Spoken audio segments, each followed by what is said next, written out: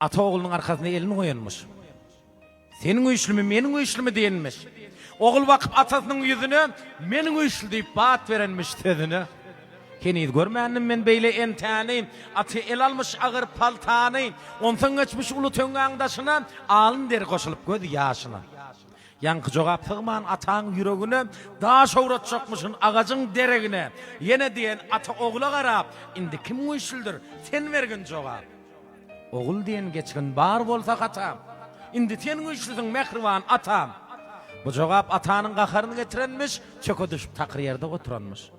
Karanqılap yağtı jahan gözünü, o şavlap çıkmış nurlu yüzünü. Yanı men güçlü deyip aytmadın mı sen? İndini çık güçlü bolyanmışım men. Oğul oğşap atasının elinden, şeyle mülayim söz çıkmış dilinden. Yanı menden güçlü yoktu ülkemde. Sebep senin elin vardı arkamda. Şonun için atalar hiç vakit elini perdentliğinin arkasından ayrılmasın, canını sağ olsun, elmi dama elini perdentliğinin arkasında olsun. Gerek bu. İri üç bilip koyşunu, sinlap sen kakanı hormat koyşunu, senin kimliğine baka kederler, hormatlarlar, ya da iyida keserler. Bil, kakan anırsa senin anrıyındır, kanırlıp bakmagın, kakan tanrıyındır. Öğren sen kakanı hoş dedi beni, kakasın horlanın bolmaz imanı.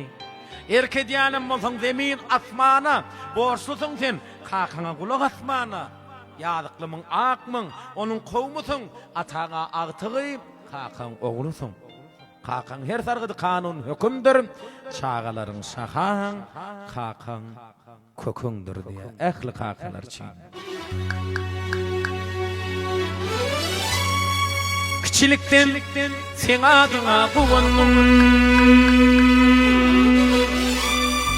Ulalın salayına dayanma. Küçücükken sen adına kuvundun.